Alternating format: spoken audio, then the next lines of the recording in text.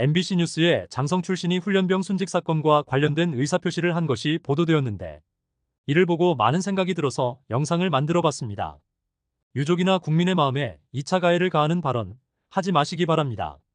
그 내용을 못 보신 분들은 해당 영상을 나중에라도 보시면 되겠습니다. 지휘권은 올바르게 행사되어야 합니다. 훈련 규정을 지킨다고 해서 군이 타락하지는 않습니다. 오히려 건전해지겠지요. 병사들이 간부를 존경하고 따를 때 군이 힘이 생긴다고 봅니다. 장교들은 자신들을 되돌아봐야 합니다. 교육받은 대로 지휘했는지, 자신은 병사들에게서 존경받는 지휘관인지 말입니다. 적어도 욕먹지는 않아야 하지 않을까요? 물론 대부분은 잘하고 계실 겁니다. 어느 조직이든 항상 소수가 문제를 일으키고 그 소수가 전체 조직의 이미지를 갉아먹는 법입니다. 군의 지휘권은 정당하게 행사되고 오로지 국가를 위할 때만 힘이 있고 신성한 것입니다. 훈련병 가혹행위는 정당한 지휘권 행사입니까? 묻고 싶습니다.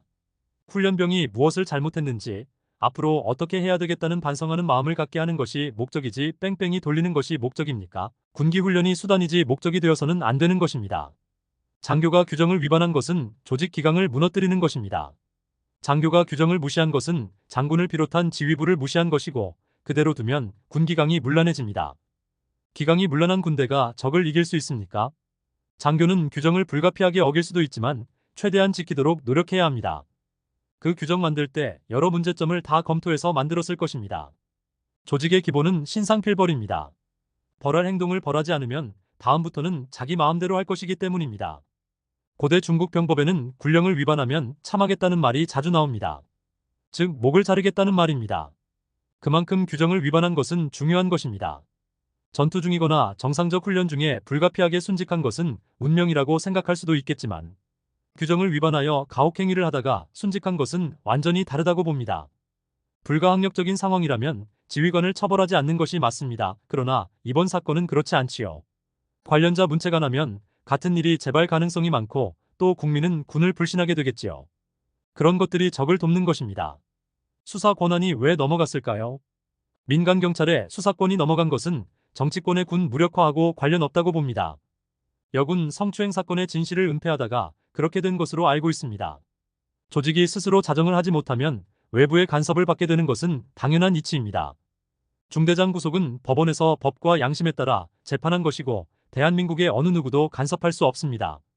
구속의 필요가 없으면 안 했을 겁니다. 중대장 구속하면 군대 훈련 없어지고 국군은 패망한다고 했는데 중대장 구속 후에 군대에 훈련 없어졌는가요? 국군이 패망한다고요? 오히려 군 규정을 무시하는 장교를 처벌함으로써 군 기강을 바로 세워 더 전력이 강화되지 않을까요? 중대장을 처벌하면 안 된다는데 그 문제는 법원에서 결정할 일입니다. 국민과의 단결을 해쳐서는 안 됩니다. 우리나라는 총력전을 해야 합니다.